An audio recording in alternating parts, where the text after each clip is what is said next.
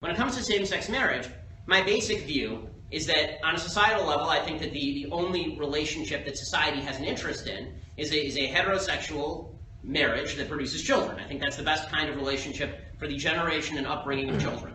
That said, I think government should completely stay out of all this crap. And the reason I say that is because, one, the government sucks at everything.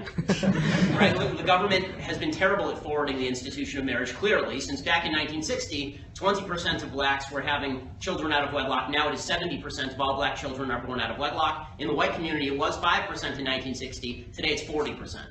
Right? And that's in an era where the government was supposedly forwarding traditional marriage. So they suck at it. So that's number one. And number two, once same-sex marriage becomes enshrined at the state level, the state will be used as a cudgel to wield against religious individuals. Right? I'm of the view that I get to, in my business and in my life, I get to deal with and serve the people that I wish to serve. And as a religious person, if I don't wish to take part in something that I personally consider a sin, that's none of your business, just as it's not my business if what I consider to be a sin, you don't consider to be a sin and you want to do what you want.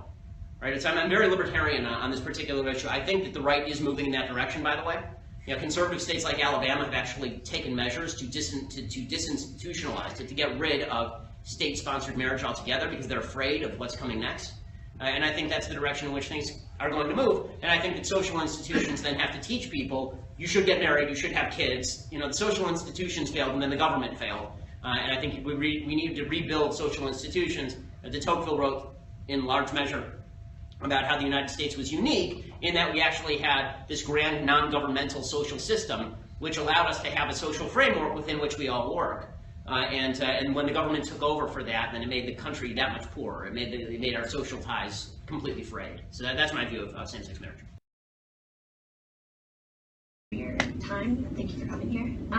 I disagree with a lot of what you said tonight. Good. That makes it fun. I don't believe that being transgender means that you have some sort of mental illness. Okay. And I think that the majority of the psychological, national associations would agree with that. And I think that there's a lot of evidence that institutional racism exists and that it manifests itself in very real and negative and harmful ways. Okay.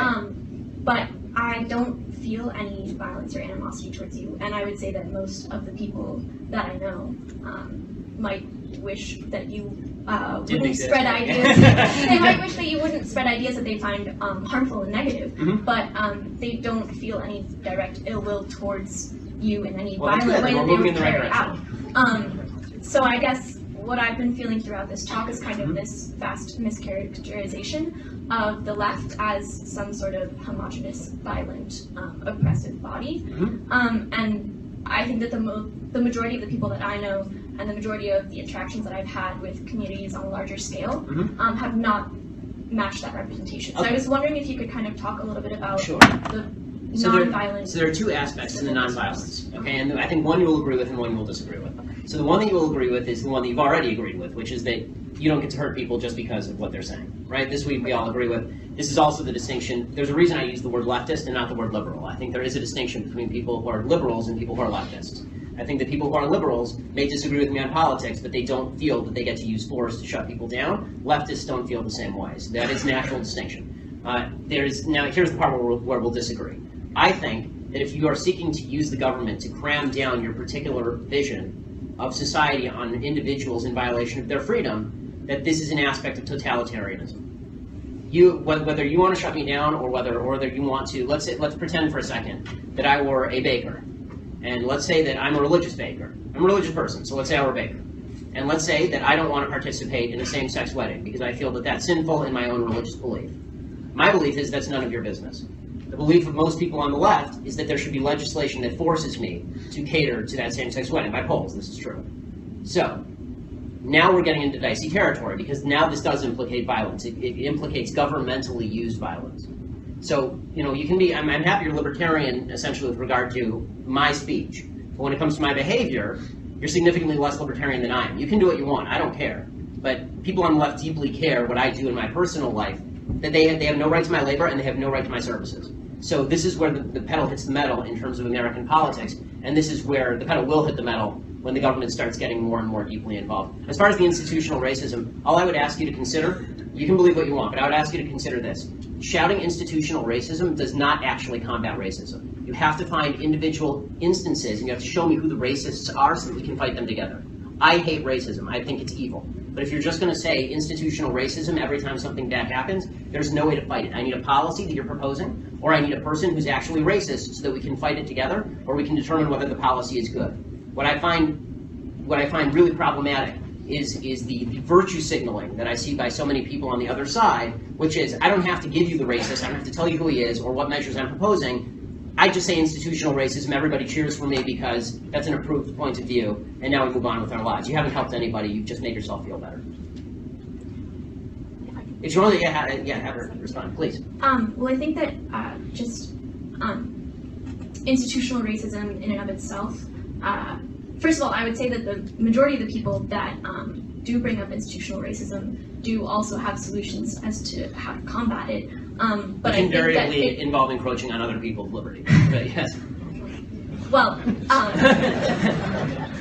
I would just say that there is kind of, again, I feel like you're painting a wide and diverse group of people with the same brush and saying that if you can't point to a policy or if you can't point to a person, then you're just wasting everyone's time. And I think that a lot of people are trying to point to policies, and while I think that the idea of pointing to a racist person is fundamentally in contrast with the idea of institutional racism, because institutional racism grapples with implicit bias in the society as a whole, or not like a ghost in the machine, but in individuals. Unless you're connecting that to a policy, it's a cop-out.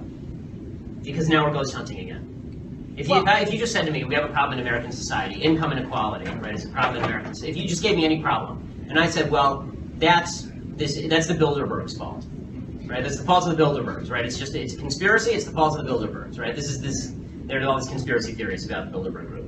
Now, let's say that it's the Bilderbergs' fault, or it's the Protocols of the Elders of Zion. It's whatever it is, there's some conspiracy out there. You would say to me, that's not useful because what are you even talking about? When you say institutional racism, it's too broad. You at least have to name me the institution. Which one is the racist one? Which institution is racist? Tell me which, so we can fight it, seriously, so we can fight it together. Just shouting slogans like institutional racism is not effective. Shouting white privilege is not effective. I want to be on your side. I do. I want to fight racists. I think racist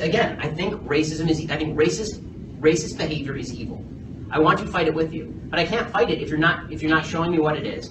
And we have to decide together if the policies you're proposing will alleviate racism or exacerbate racism. And it turns out, I think, that a lot of the policies proposed by the left, I think institutional racism is usually a lever for proposing a policy that is actually unpalatable to freedom, and then castigating people on the other side of that policy as being in league with the institutional racism. The policies are good or bad without regard to words like institutional racism, is what I'm saying.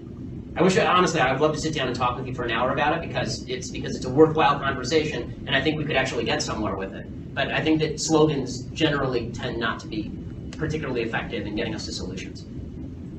Thank you.